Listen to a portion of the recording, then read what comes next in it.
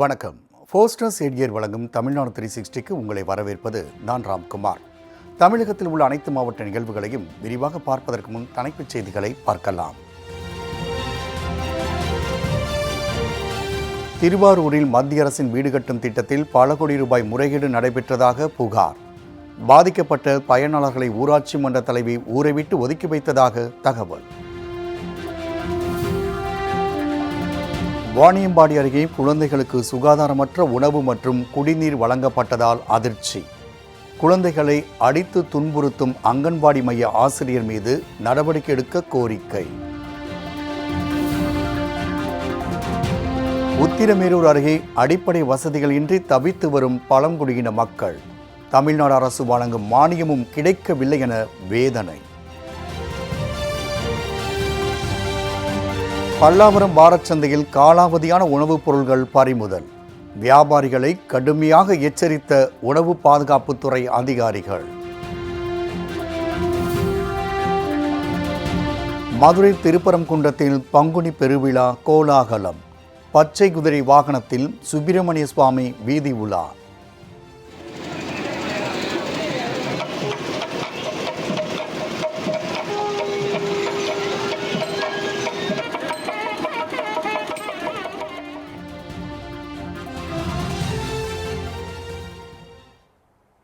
முறைகேட்டை தட்டி கேட்டவர்களை ஊராட்சி மன்ற தலைவி ஊரை விட்டே ஒதுக்கி வைத்துள்ள சம்பவம் அதிர்ச்சியை ஏற்படுத்தியுள்ளது. திருவாரூர் மாவட்டம் கோட்டூர் ஊராட்சி ஒன்றியத்தில் பாலக்குறிச்சி, விசாலாட்சிபுரம், லட்சுமி நாராயணபுரம் உள்ளிட்ட கிராமங்கள் அமைந்துள்ளன. இப்பகுதியில் ஊராட்சி மன்ற தலைவியாக உள்ள சசிகலாவும் அவரது கணவரும் இணைந்து மத்திய அரசின் வீடு கட்டும் திட்டத்தின் கீழ் பல கோடி ரூபாய் மோசடி செய்ததாக கூறப்படுகின்றது. இந்நிலையில் கோட்டூர் ஊராட்சியில் 40 பயனர்களுக்கு வீடு கட்ட அரசு நிதி ஒதுக்கியுள்ளதும் 5 வீடுகள் கட்டி முடிக்கப்பட்டு பயனாளர்களிடம் ஒப்படைக்கப்பட்டதாகவும் தகவல் அறியும் உரிமைச் சட்டத்தின் கீழ் தெரிவிக்கப்பட்டுள்ளது. ஆனால் சம்பந்தப்பட்ட பயனாளர்களுக்கு இதுவரை வீடுகள் வழங்கப்படவில்லை என கூறப்படுகின்றது. மேலும் வீடு கட்டப்பட்டதாக கூறப்படும் இடத்தில் வெறும் புதர்கள் மட்டுமே இருப்பதாகவும் தெரிகிறது. இதை தட்டி கேட்ட பயனாளர்களின் குடும்பத்தினரை ஊராட்சி மன்ற தலைவி ஊரை விட்டே ஒதுக்கி வைக்க உத்தரவிட்டதாக கூறப்படுகிறது. எனவே ஊராட்சி மன்ற தலைவி மீது நடவடிக்கை எடுத்து வீடு வழங்க நடவடிக்கை எடுக்குமாறு தமிழ்நாடு அரசுக்கு பாதிக்கப்பட்டவர்கள் கோரிக்கை விடுத்துள்ளனர். நாங்கள் ஒரு கடைக்கண்ணிக்கு போக முடியல, ஒரு ஜாமான் வாங்க போக முடியல. வேலைக்கு அனைத்து பேருமே வேலைக்கு போகிறாங்க. நாங்கள் வேலைக்கு போனாலும் வேலைக்கு விட மாட்டேங்கிறாங்க. அப்படிங்கிறப்ப நாங்கள் என்ன பண்ணுறது? நாங்கள் என்ன தப்பு பண்ணோம்? வீடு இல்லைன்னு தானே நாங்கள் வீடு கேட்டுட்டோம். அது வீடுக்கு கொடுக்குறதுனால என்ன வந்துட்டு வீடு கொடுக்கல. அதனால இப்போ 6 பேரையும் ஒதுக்கி வச்சுருக்குறாங்க. பொங்கல்ல இருந்து இன்ன வரைக்கும் கோழி விசேஷத்துக்கு சேர்க்கல. 3 விசேஷம் நடந்திருக்கு, சேர்க்கல. புள்ளியோ வந்து இந்த பொங்கல் விழா நடத்துனாங்க, அதுக்கும் எங்களை யாருமே சேர்க்கல. இப்போ இந்த ஊருக்குள்ள விசேஷம் நடக்குது, அதுக்கும் சேர்க்கலங்கிறப்போ நாங்கள் என்ன பண்ணுறது? இந்த காலத்துலேயும் எங்களை ஒதுக்கி வச்சா நாங்கள் எங்கே சார் போகிறது? கலெக்டர் ஆஃபீஸ்லேயும் மனு கொடுத்துருக்குறோம், அதுவும் இப்போ கொடுத்துட்டு வந்தோம், அதுவும் அப்படியே இருக்குது. இப்போ வந்து நாங்கள் என்ன பண்ணுறது? இந்த ஒரு ஊரை கேட்குறதுக்குனால தான் இந்த மாதிரிலாம் நடக்குது. வாணியம்பாடி அருகே சுகாதாரமற்ற உணவு, குடிநீர் வழங்கப்படுவதால் பெற்றோர் குழந்தைகளை அங்கன்வாடி மையத்திற்கு அனுப்பாமல் போராட்டத்தில் ஈடுபட்டனர். திருப்பத்தூர் மாவட்டம் வாணியம்பாடி அடுத்த பாப்பநேரி கிராமத்தில் அங்கன்வாடி மையம் செயல்பட்டு வருகிறது. அங்கு 30க்கும் மேற்பட்ட குழந்தைகள் படித்து வரும் நிலையில் மோகனவள்ளி என்பவர் ஆசிரியராக பணிபுரிந்து வருகிறார். அங்கன்வாடி மையத்தில் உள்ள குடிநீர் தொட்டி பல மாதங்களாக சுத்தம் செய்யப்படாததால் அதில் பூச்சிகளும் புழுக்களும் செத்து மிதக்கின்றன.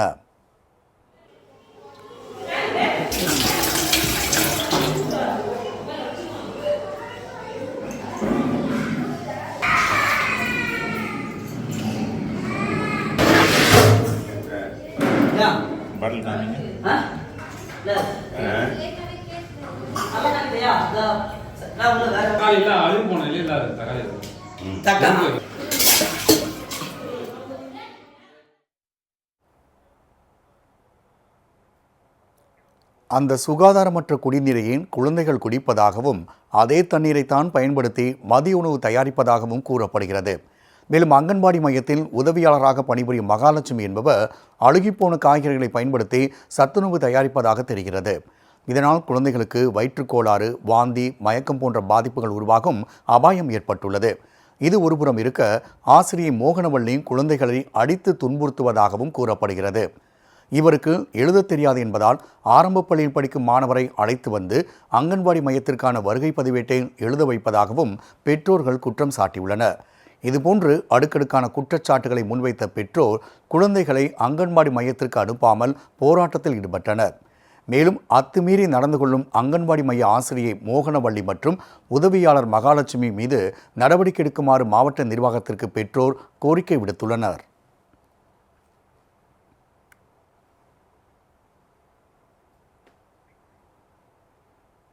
உத்திரமேரூர் அருகே குடிநீர், மின்சாரம் உள்ளிட்ட அடிப்படை வசதிகள் இல்லாததால் பழங்குடியின மக்களின் கடும் சிரமத்திற்கு உள்ளாகி வருகின்றனர்.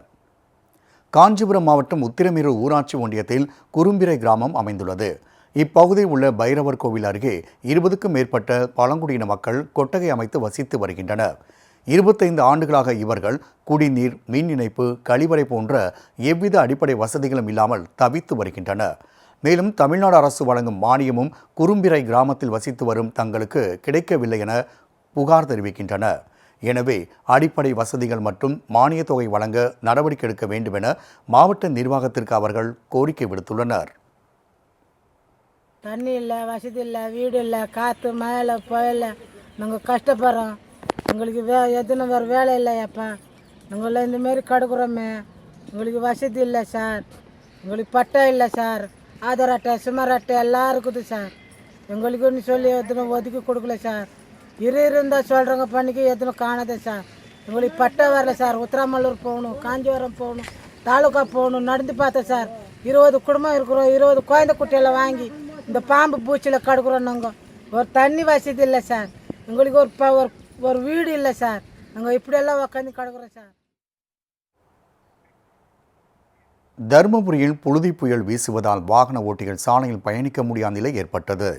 தருமபுரி நகராட்சி உள்ள 33 வார்டுகளில் 18 வார்டுகளில் பாதாள சாக்கடை திட்டம் அமலில் இருந்து வருகின்றது. பொதுமக்களின் தொடர் கோரிக்கையை தொடர்ந்து மீதமுற்ற 15 வார்டுகளிலும் பாதாள சாக்கடை திட்டம் விரிவுபடுத்தப்பட்டிருக்கிறது. இதையொட்டி பல்வேறு பகுதியில் சாக்கடை அமைக்கும் பணிகள் நிறைவடைந்த நிலையில் பாரதிபுரம் 66 அடி மண் சாலையில் இத்திட்டத்திற்காக குழிகள் தோண்டப்பட்டன.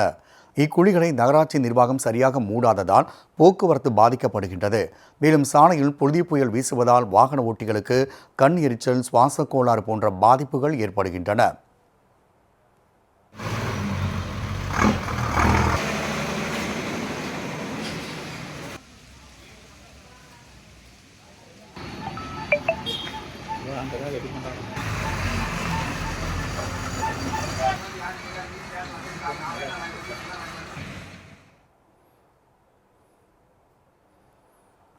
சாலையில் உள்ள பள்ளங்கள் மூடப்படாததாலும் புழுதி வீசுவதாலும் பாரதிபுரம் பகுதியில் அடிக்கடி விபத்துகள் ஏற்படுவதாக கூறப்படுகிறது.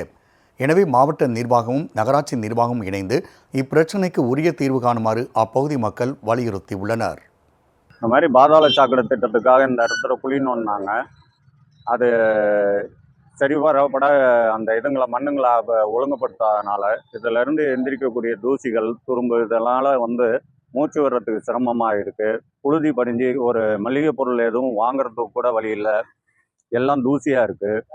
எல்லா இதுங்களையும் பார்க்கும்போது இதில் வந்துட்டு போனதுனாக்கா லாரிங்க இந்த வேர் ஹவுஸ் கோடவுனுக்கு வந்துட்டு போகும்போது கிளம்பக்கூடிய புழுதியில் வீடுங்கள்லாம் எல்லா இடத்துலையும் தூசுங்க அண்டுது.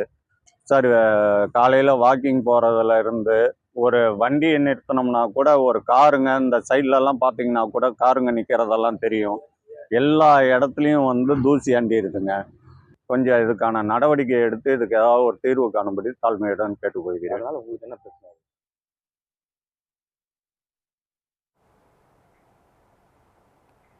பல்லாவரம் வாரச்சந்தையில் காலாவதியான உணவுப் பொருட்கள் பறிமுதல் செய்யப்பட்ட சம்பவம் பொதுமக்கள் மத்தியில் அதிர்ச்சியை ஏற்படுத்தியுள்ளது. செங்கல்பட்டு மாவட்டம் பல்லாவரத்தில் வாரந்தோறும் வெள்ளிக்கிழமை சந்தை நடைபெறுவது வழக்கம். காய்கறி முதல் பழைய பொருட்கள், கம்ப்யூட்டர், செல்லப்பிராணிகள் என பல்வேறு விதமான பொருட்கள் பல்லாவரம் சந்தையில் விற்கப்படுகின்றன. இதனால் பொதுமக்களும் வாரந்தோறும் ஆர்வமோடு சந்தைக்கு சென்று தங்களுக்கு தேவையான பொருட்களை வாங்கி வருகின்றனர். இந்நிலையில் பல்லாவரம் சந்தையில் காலாவதியான உணவு மற்றும் மளிகை பொருட்கள் விற்கப்படுவதாக புகார் எழுந்தது. இதைத் தொடர்ந்து அங்கு சென்ற உணவு பாதுகாப்புத்துறை அதிகாரிகள் மேகி, பிஸ்கெட், ஸ்நாக்ஸ் உள்ளிட்ட பொருட்களை பறிமுதல் செய்தனர். மேலும் தரமற்ற பொருட்களை விற்பனை செய்தால் கடுமையான நடவடிக்கை எடுக்கப்படும் என வியாபாரிகளுக்கு உணவு பாதுகாப்புத்துறையினர் எச்சரிக்கை விடுத்தனர்.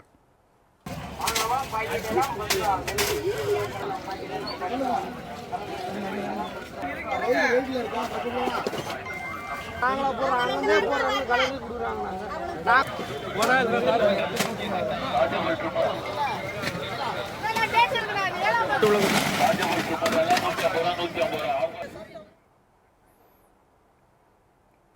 திருப்பரங்குன்றத்தில் சுப்பிரமணிய சுவாமியின் வீதி உலா வெகு விமர்சையாக நடைபெற்றது.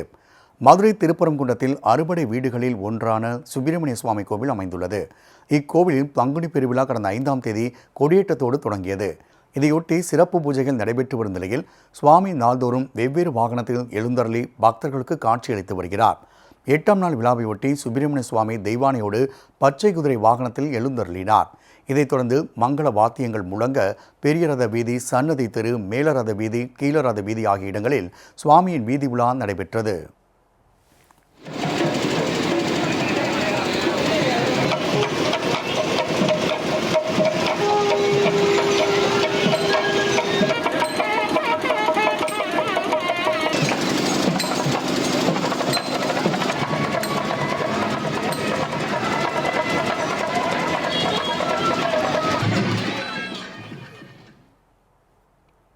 பங்குனி விழாவின் முக்கிய நிகழ்வான பட்டாபிஷேகம் வரும் 17ஆம் தேதியும், திருக்கல்யாணம் 18ஆம் தேதியும், தேரோட்டம் 19ஆம் தேதியும் நடைபெறும் என திருப்பரங்குன்றம் சுப்பிரமணிய சுவாமி கோவில் நிர்வாகம் சார்பில் தெரிவிக்கப்பட்டுள்ளது. கிருஷ்ணகிரி மாவட்டம் சூளகிரியில் சர்வீஸ் சாலை குண்டும் குழியுமாக காணப்படுவதால் விபத்துகள் அதிகரிப்பதாக புகார் எழுந்துள்ளது. கிருஷ்ணகிரி மாவட்டம் பிடிஓ அலுவலகம் அருகே சர்வீஸ் சாலை உள்ளது. நாள்தோறும் ஆயிரக்கணக்கான வாகனம் செல்லும் இந்த சாலை சேதமடைந்து குண்டும் குழியுமாக காட்சியளிக்கிறது. சாலை உள்ள பள்ளங்களில் மழை நீரும் கழிவு நீரும் தேங்கி நிற்பதால் வாகன ஓட்டிகள் கடும் அவதியடைந்து வருகின்றனர். மேலும் மோசமான சாலையால் அப்பகுதியில் விபத்துகளும் அதிகரித்து காணப்படுவதாக கூறப்படுகிறது. எனவே மாவட்ட நிர்வாகம் உடனடியாக தலையிட்டு சாலையை சீரமைக்க நடவடிக்கை எடுக்குமாறு அப்பகுதி மக்கள் கோரிக்கை விடுத்துள்ளனர். போஸ்டர்ஸ் எட்கரின் தமிழ்நாடு 360யில் அடுத்து வருவது உங்கள் ஊர் நிகழ்வுகளை விரைவாக வழங்கும் உள்ளூர் எக்ஸ்பிரஸ்.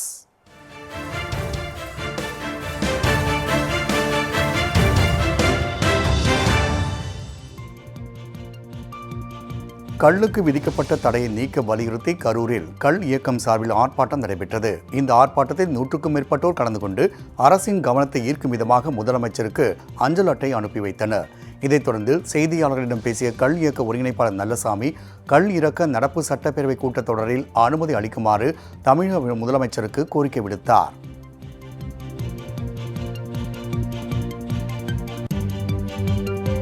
மயிலாடுதுறையில் 3ஆம் வகுப்பு மாணவி அடித்து ஆசிரியர் மீது போலீசார் நடவடிக்கை எடுக்கவில்லை என பெற்றோர் குற்றம் சாட்டியுள்ளனர். மணக்குடி பகுதியை சேர்ந்த செந்தில்குமார் என்பது மகள் பிரணவி பிரபல தனியார் பள்ளியில் 3ஆம் வகுப்பு படித்து வருகிறார். இந்நிலையில் மாணவி பிரணவி வகுப்பில் நடக்கும் சுய தேர்வுக்கு தயாராகவில்லை என கூறி ஆசிரியர் கன்னத்தில் அடித்ததாக கூறப்படுகிறது. இதனால் மாணவியின் கன்னம் வீங்கிய நிலையில் பெற்றோர் அவரை மயிலாடுதுறை அரசு மருத்துவமனையில் அனுமதித்துள்ளனர். ஹோம்ஒர்க் எழுதிட்டு வரல, செல்ஃப் டெஸ்ட் எழுதிட்டு வரல, ஏன்னு கேட்டிருக்காங்க.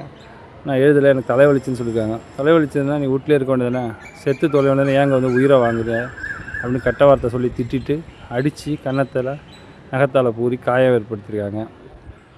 9:15 மணி அளவில் நான் வந்து ஜிஹெச் அரசு மருத்துவமனையில் வந்து சிகிச்சைக்காக சேர்த்துருக்கேன். அட்மிஷன் போட்டு சிகிச்சை நடந்துகிட்ருக்கு. காவல்துறை இது வரைக்கும் இந்த நடவடிக்கை நடவடிக்கை எடுக்கல காவல்துறை. பள்ளி நிர்வாகம் வந்து காவல்துறையை கட்டுப்பாட்டில் வச்சுட்டு முடக்க பார்க்குது காவல்துறையை. இது வரைக்கும் நடவடிக்கை எடுக்கல.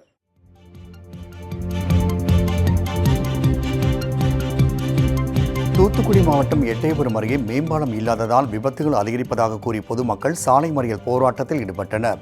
கீழ ஈரான் பகுதியில் 2 இளைஞர்கள் ஓட்டிச் சென்ற பைக் சாலை நடந்து சென்ற மீது மோதியதில் 3 காயமடைந்த நிலையில் கீழ ஈரான் பகுதி மக்கள் தூத்துக்குடி மதுரை தேசிய நெடுஞ்சாலையில் மறியல் போராட்டத்தில் ஈடுபட்டனர். கீழ ஈரான் பகுதியில் தொடர்ந்து விபத்துகள் அதிகரித்து வருவதாக கூறிய அப்பகுதி மக்கள் மேம்பாலம் அமைத்து தருமாறு மாவட்ட நிர்வாகத்திற்கு கோரிக்கை விடுத்தனர். போலீசாரின் பேச்சுவார்த்தை தொடர்ந்து இப்போராட்டம் கைவிடப்பட்ட நிலையில் அப்பகுதியில் 2 மணி நேரத்துக்கு மேலாக போக்குவரத்து பாதிக்கப்பட்டது.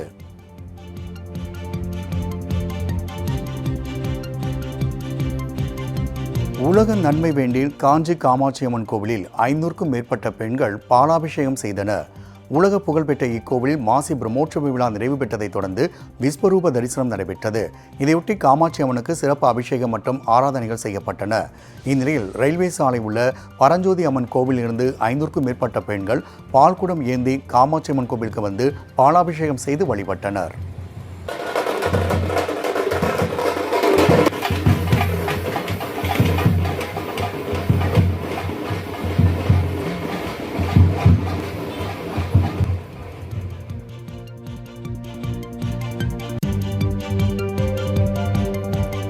புதுக்கோட்டை மாவட்டம் அரிமளத்தில் உள்ள அடைக்கலம் காத்தார் மற்றும் மத்தள கருப்பர் கோவில் கும்பாபிஷேக விழா வெகு விமர்சையாக நடைபெற்றது. முன்னதாக யாகசாலைகள் அமைக்கப்பட்டு 4 கால யாக பூஜைகள் செய்யப்பட்டன. புனித நீர்க்கலசங்கள் கோவில் கோபுரத்திற்கு கொண்டு செல்லப்பட்டு மங்கள வாத்தியங்கள் முழங்க சிவாச்சாரர்கள் கோபுர கலசத்தின் மீது புனித நீரை ஊற்றினர். இவ்விழாவில் திரளான பக்தர்கள் கலந்து கொண்டு வழிபாடு செய்தனர். தஞ்சாவூரில் அரசு கல்லூரி மாணவிகள் கணித குறியீடான பை வடிவமைப்பில் நின்று கவனத்தை ஈர்த்தனர். உலகம் முழுவதும் நேற்று கணித குறியீடான பை தினம் கொண்டாடப்பட்டது. இதையொட்டி தஞ்சை குந்தவை நாச்சியார் அரசு மகளிர் கலைக்கல்லூரியை சேர்ந்த 395 மாணவிகள் கல்லூரியின் பெயர் மேக்ஸ் கணித குறியீடான பை மற்றும் தேதியை குறிக்கும் விதமாக நின்று அசத்தினர். தற்போது இந்நிகழ்வின் கழுகு பார்வை காட்சிகள் வெளியாகியுள்ளது.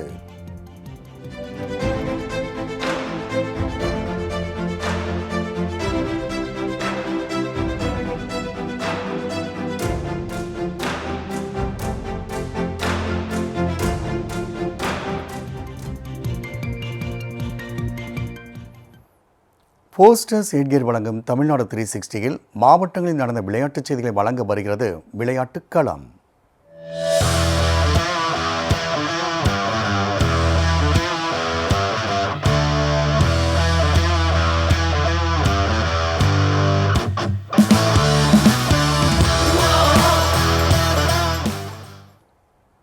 சிவகங்கை மாவட்டம் திருப்பத்தூர் அருகே மஞ்சு விரட்டு போட்டியில் காளை முட்டி 28 பேர் படுகாயமடைந்தனர். சிவகங்கை மாவட்டம் என்புதூர் கிராமத்தில் வெள்ளாள கருப்பர் கோவில் அமைந்துள்ளது. இக்கோவில் மாசி திருவிழாவை ஒட்டி ஆண்டுதோறும் மஞ்சு விரட்டு போட்டி நடைபெறுவது வழக்கம். அதன்படி இவ்வாண்டிற்கான விழாவினை ஒட்டி நடைபெற்ற மஞ்சு விரட்டு போட்டியில் வீரர்கள் உறுதிமொழி எடுத்துக்கொண்டனர்.